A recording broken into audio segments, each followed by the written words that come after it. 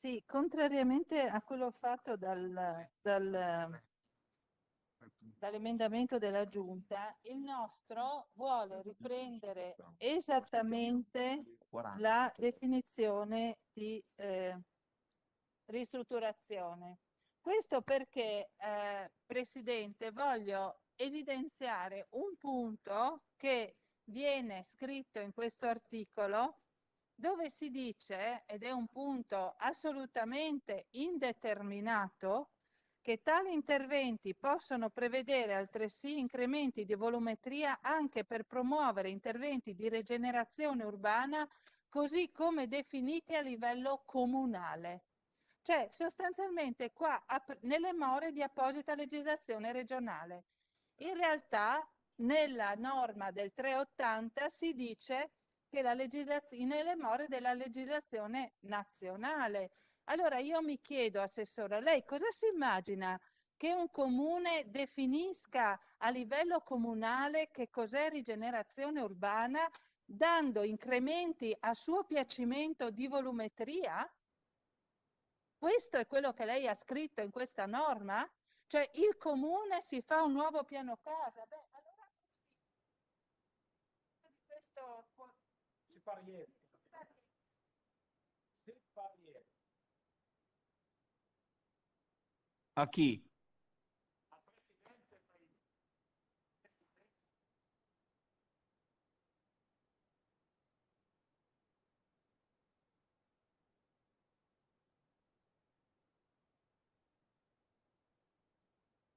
Attenzione che non fa. Faccia, appunto, non dovrebbe. Va bene.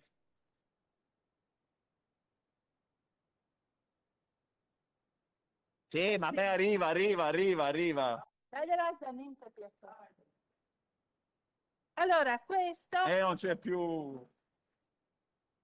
questo è un caso che mi è stato sottoposto laddove il piano casa approvato da questa giunta, da questa amministrazione, ha portato Io lo alla ripeto. regulation della distanza dalle strade. Allora, noi adesso in questa definizione di ristrutturazione diciamo che il singolo comune può promuovere interventi di rigenerazione urbana come definiti a livello comunale nelle more di apposita legislazione regionale con incrementi di volumetria. E questa è la ristrutturazione. E questo è per rispondere al piano, alle detrazioni fiscali che non ammettono gli ampliamenti. Ma stiamo scherzando? Allora, guardate, noi proponiamo che la definizione di ristrutturazione sia esattamente quella del codice dell'edilizia dello Stato, perché è quella a riferimento delle detrazioni fiscali. Punto. La copia incolla.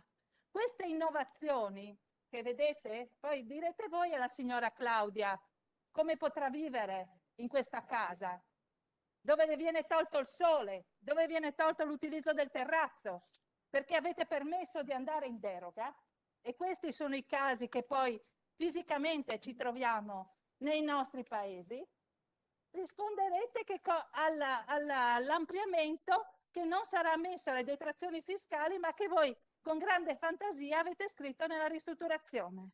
Grazie.